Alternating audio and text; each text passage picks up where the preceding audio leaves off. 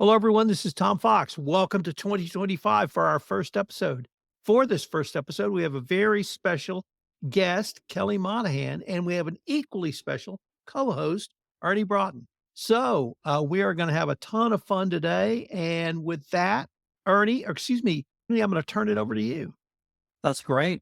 Thank you so much, Tom and Kelly. Happy New Year. It's a great way to start off the new year, 2025.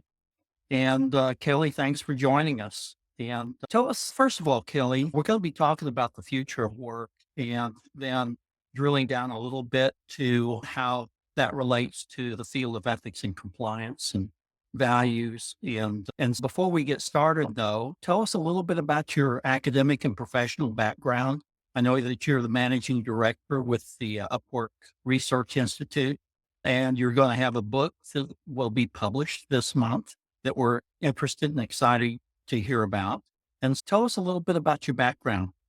Yes, Ernie, thank you so much. And Tom, thanks for having me today. So, before I dive into my background, I think what's an important nugget of information for the audience to know is I'm originally from Rochester, New York.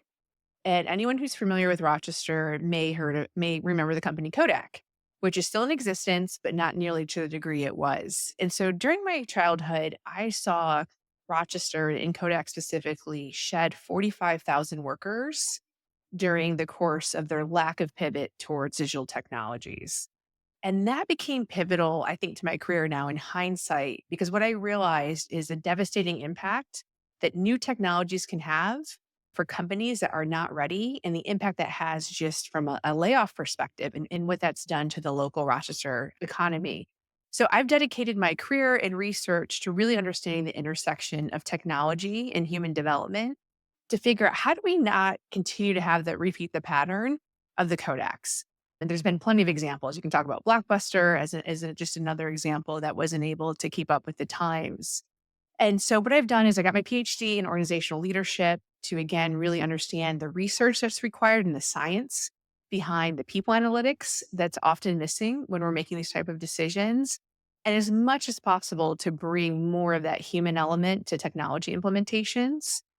After my PhD, I started at Deloitte, was actually their first future of work researcher now over 12 years ago, and really began to understand how do we research the future, which is kind of an oxymoron to academic research, where we tend to study what has been, not necessarily what will be. And I've really created a career with at Deloitte, Accenture, spent some time at Meta, formerly Facebook, really trying to understand, talk through some of the gnarly ethical issues as we think through kind of the technology that's coming ahead.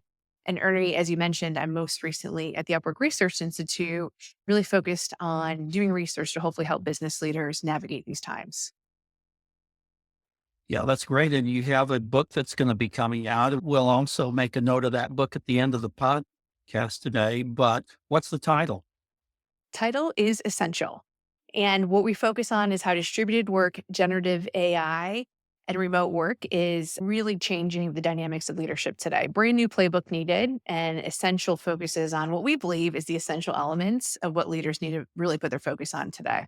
That's really exciting and it's timely. And looking forward to seeing the book. And tell us a little bit about the Upwork Research Institute and what are the major trends that you have been monitoring there? Yeah. Because one of the things that's important for our profession is to get the big picture and then to figure out how we as the profession fit into the big picture.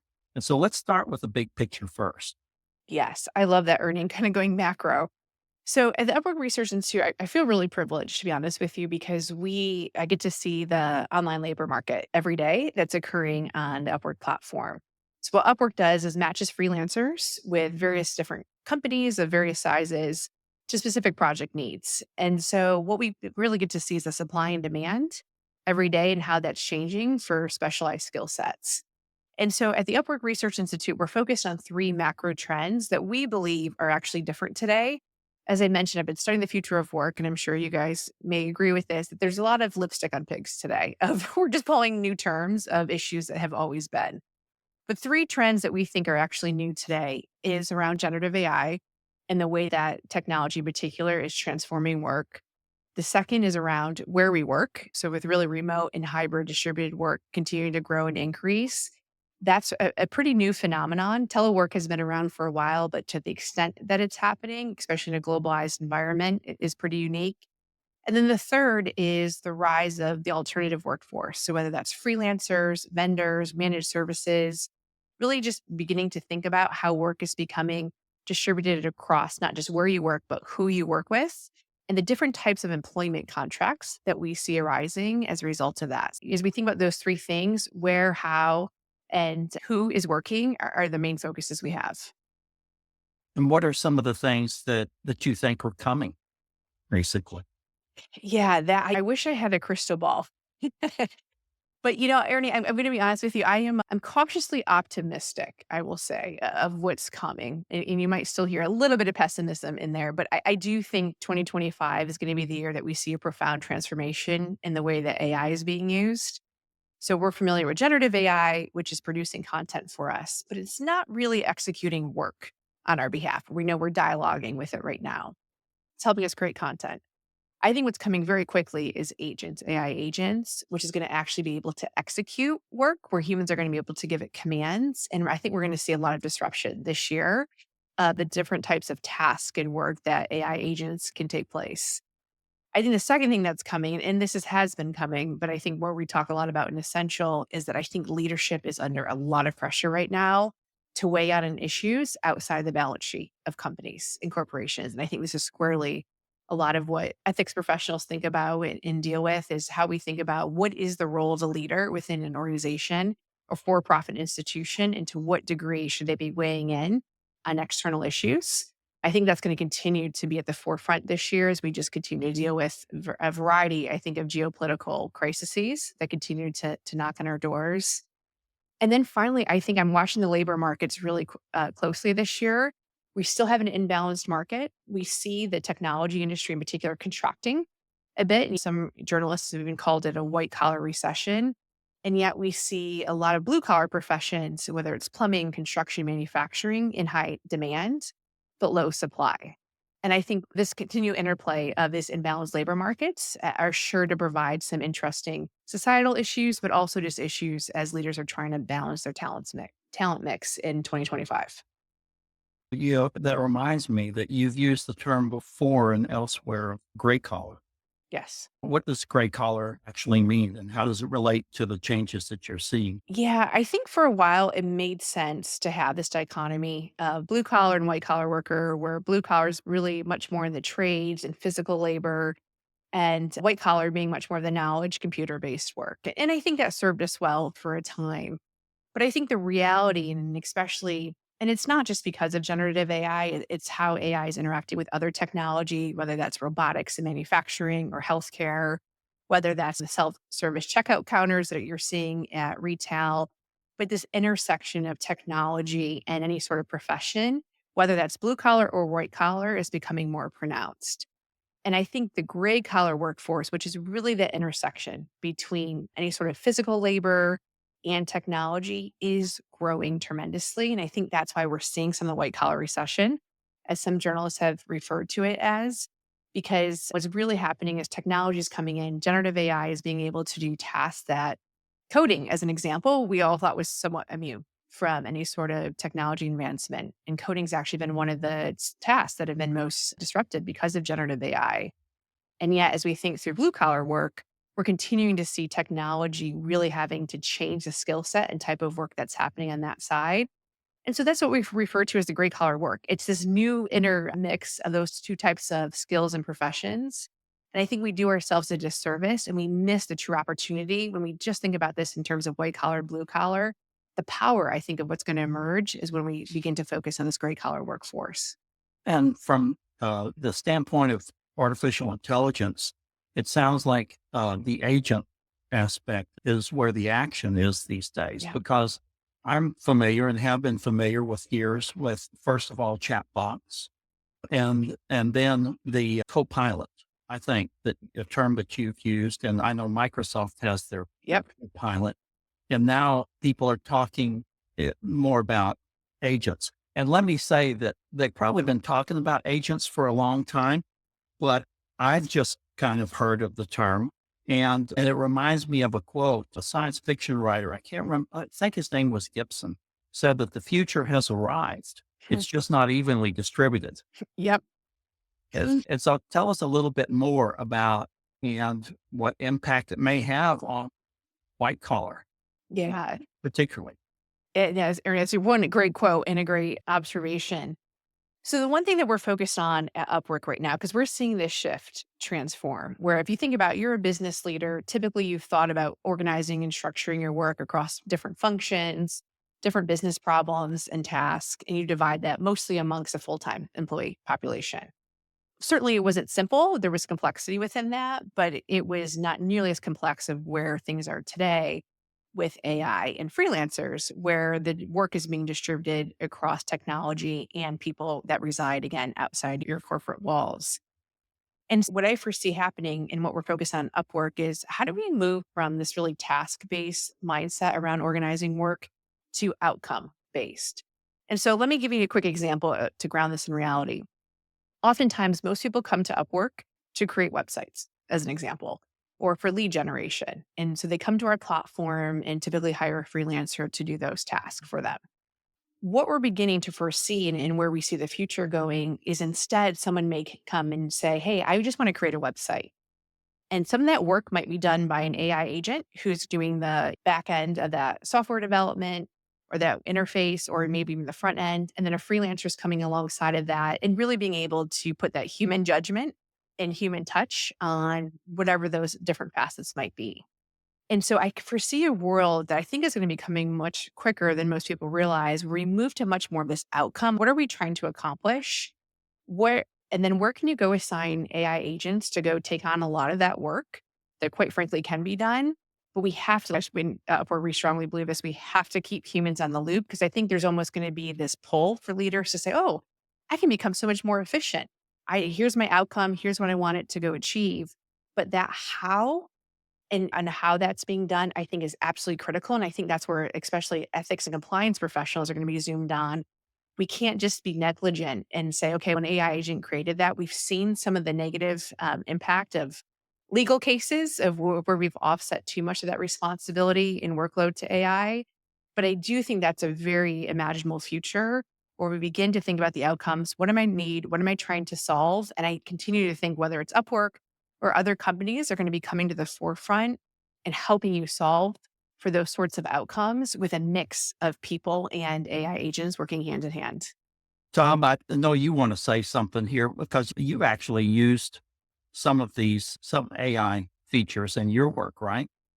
I have, but I want to bookend Ernie's quote by giving you my favorite quote of all time, which comes from William Faulkner, and being a good Southerner. Past is not dead. It's not even past yet. And so I want to use that to take up maybe a little more of a retrospective look, Yeah. because you have advocated, or at least stated, I think it's coming out in your book, that soft skills are gone. No worries. Hopefully she'll just log back in.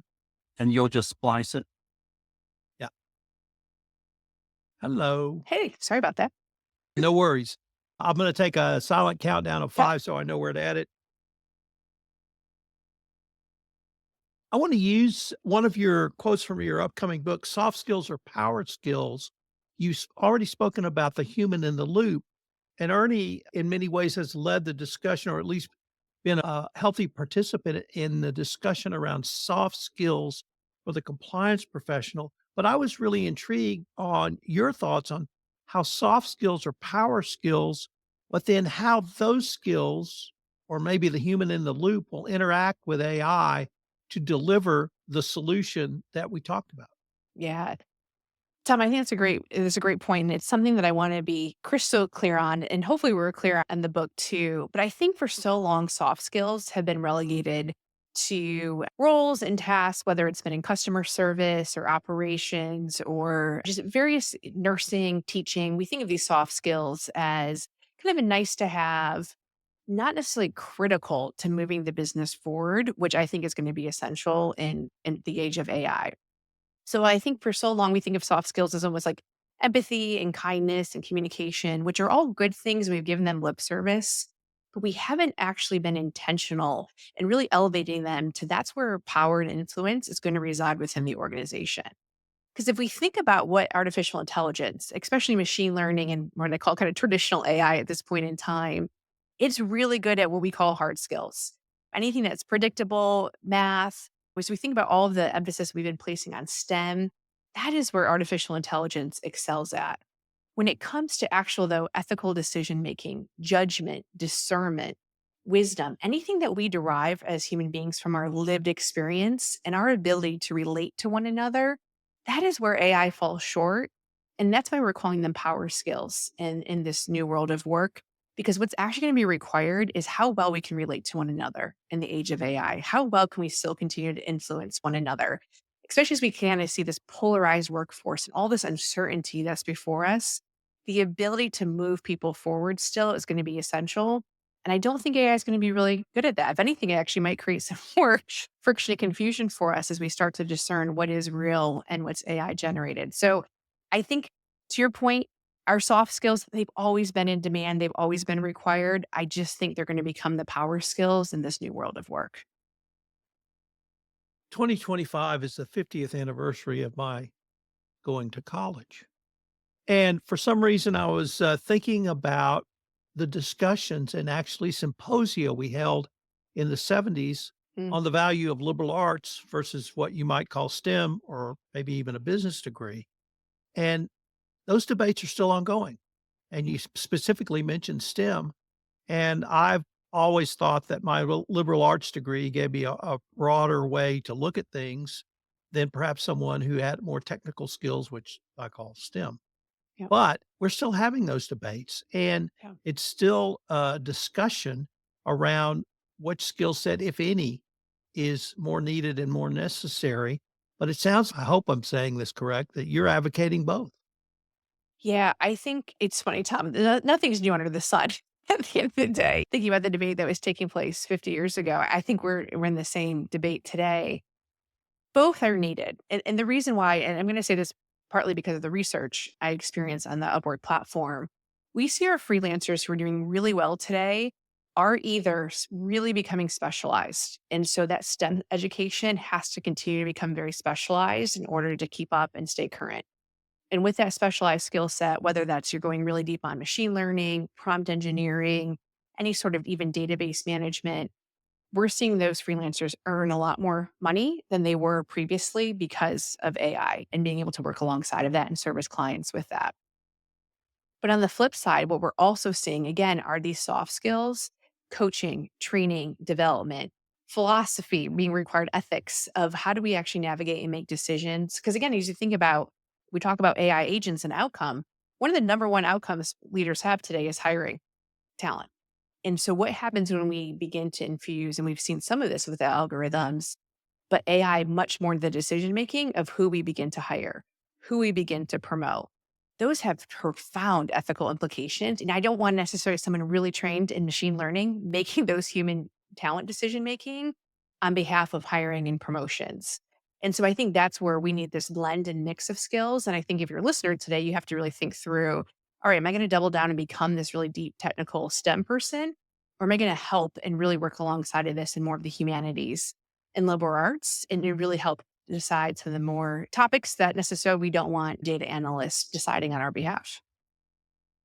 Ernie, I'm going to pitch over to you a question about culture with freelancers and creators. But before I would do, I want to throw in another wrinkle because there was an article in the Financial Times today that spoke about how the big four auditing firms are finding it difficult to actually train new auditors with either work from home or hybrid models of work. And in addition to the freelancers and creators, which might seem an obvious question for the imputation of culture, it looks like those questions or difficulties extend to actual employees as well. So take it away, Ernie. Yeah, I think that one of the things that, Kelly, for the past Mhm. probably 20 years, that's been an important part of the ethics landscape are organizational core values. And over the last 2 decades, people have been using more independent contractors and people who are not really considered, desire to be considered employees. And it sounds like from your research, that's just going to accelerate in terms of the use of freelancers and in some respects, probably the gig kind of environment. I think it's useful for us to talk a little bit about, well, what does this mean in terms of creating a center of gravity around corporate identity, corporate brands, in terms of these core values that companies say that are important to them, but maybe they're important to the freelancers they're using and maybe not. Yep. Yeah, I think, and this is exactly why we wrote essential, because I think, Tom, to your point with the Financial Times article today, as we think about navigating a hybrid, distributed, remote world, there's a lot of implications for our talent on that and culture in particular. And then, Ernie, to your point, now we're bringing in freelancers who oftentimes come in through procurement and are viewed as very transactional resources. And I think oftentimes they actually have more of a compliance oriented mindset than as opposed to a talent or HR oriented mindset. And one of the things that we conducted at the Upwork Research Institute was this research because I wanted to understand this is a sticky situation. You have to be very careful because there's legal compliance reasons why freelancers are treated differently than full time employees. However, I think we've over rotated on that transaction and forgot at the end of the day that they are highly skilled human beings who are also purpose oriented and motivated to contribute to their work. And so we studied high performing organizations or those organizations that were much more confident than their peers of navigating the next 12 months, who had much healthier balance sheets in terms of their operating expenses and revenue. And then finally, just as a leadership team, we're working well together. And so we really study these high performing organizations. And I asked them one question. There was over 1,400 in our survey. And I said, what's the first word that comes to mind when you think of the word freelancer? 100% of our high performing organizations use very human oriented words: skilled, competitive, innovative, creative. We saw these words come up that really described what they were contributing on behalf of the organization. The rest of the organizations that weren't in our high performing bucket use words like cheap, contractor, gig. It was almost role based and had almost a little bit of a negative sentiment towards those words. And that to me, I think really it breaks down what leaders need to think about today as they think about building culture with freelancers as part of that core. Is at the end of the day, freelancers are coming to work on your organization because they want to learn and develop. They want to apply their skills. They obviously are looking for income and a livelihood. And I think if people and leaders treat them with that sort of dignity and humanity, I think they're going to get so much more out of their freelancers. We see much higher satisfaction rates. We see much more innovation scores go up when freelancers are being treated as a human being with dignity that has something to contribute, as opposed to, hey, you're a cheap contractor resource. You don't really get our culture. We're not going to invite you to these emails. And there's just a really long division in transaction. And I think the more that we can move away from that transactional view to much more of a workforce view, again, being very mindful of the legal and compliance requirements. But I also don't, I think, is like I said, we've over rotated and excluded this contractor base as a result of that. Yeah, I love what you're saying, Kelly, because it has occurred to me over the past few years that we don't understand the importance of the mind frame and the Yeah. decision frame that we adopt. Yep. We think of it as independent from the world that we're experiencing, but actually it's key to the world that we're creating. And I know that from your research that the leadership frame is changing to something that maybe we have never really seen before. Yeah. I'll tell you one thing I've seen in our research. I've been doing this now for almost 2 decades.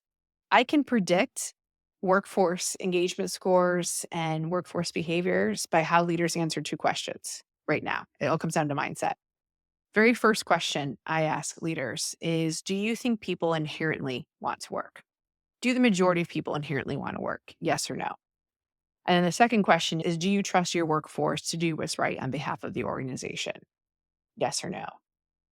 All of our management theories are answering those two as no questions. Rational economic theory says people are inherently lazy, they don't want to work. And therefore, agency theory from the 1970s tells us that we need managers to come in and create or organizational structure and compliance to make sure that people do the right thing. And we tend to do that through carrots and sticks. And I think that is the outdated model, or at least the two assumptions I want to challenge and say, what would be, what if people did want to work? What if people did want to contribute on behalf of the organization and that they are more wired to do the right thing than not? Of course, there's always exceptions, but I do think that there's an opportunity to flip those two questions upside down and really rethink the way we're managing talent today as a result of that. Kelly, unfortunately, we are near the end of our time for this episode. But before we leave, I did want to ask if what would be the preferred social media platforms that listeners might be able to connect with you on. I am probably most active on LinkedIn. So connect with me on LinkedIn. That's where I tend to post the most amount of content and would welcome any sort of new connections. Kelly, on behalf of Ernie and myself, we both wanted to thank you. This has been a great episode, and I look forward to continuing this conversation. Thanks so much for having me Thanks, you. today.